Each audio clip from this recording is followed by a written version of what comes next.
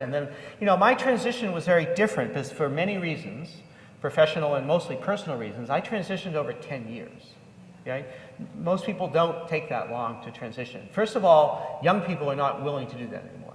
And, I don't know if I was 15 now, I don't know if I would have taken so long, but again, when I was 15, what were you going to say and who would you tell and how would you possibly express that? But, so the language started about, so that was now 20 years ago, when I kind of started this journey. And it was starting to become more in culture and the internet and support groups, etc. So I took a long time. I don't regret any of it, but I have no regrets because if I transitioned when I was young, and I wouldn't have my children. Mm-hmm. I can't imagine a life without my children. And so every experience led me to here. And so how could I regret that? We know that family acceptance and appropriate medical intervention bring measurable benefits to young people's quality of life. We do not need laws and actions in states that dictate the principles of transgender medical care for youth and adults. In fact, there is medical evidence that we do not have. There is evidence that we do not have widespread socially created phenomenon of transgender self-identification. Hey, quick little pronoun update. So after a several days long gender crisis, I am pretty certain I use they, he pronouns. And yeah, I just want to let you know I am still trans femme. I am still on HRT. I am not detransitioning or anything. Just my gender is a complete nightmare. I don't know what's going on with it right now. All I know is that these pronouns feel right to me. I don't really understand why. And the he's makes me dysphoric if, like, a cis person uses it for me or a person who doesn't really understand what my gender is. Because it's really not like he the way you use it for men. It's he in the masculine woman kind of way, which is kind of what my whole gender is going for. My whole gender is supposed to be girl who's trying to be a boy, not boy who's trying to be a girl. So yeah, I hope it makes sense. I'm really sorry if it makes no sense.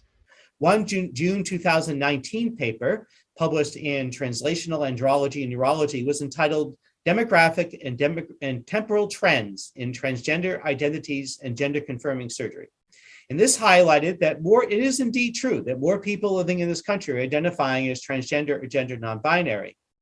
But they note that the wider medical literature attributes this increase to better survey methods, greater social acceptance and visibility, rather than any societal changes that have increased the actual rate of transgender self-identification. The data show that trans and non-binary young people identify as such when they are a relatively young age. And the authors noted that these findings were consistent across age groups. And the report suggests that growing trans and non-binary prevalence are attributed to increasing awareness, acceptance, and self-reporting rather than an actual increase in prevalence. It's very funny because people will say that gender is so complicated and they can't wrap their heads around it. And yet they're deeply familiar with the complexity of sports brackets. They have very strong opinions on the different attributes of vacuum cleaners.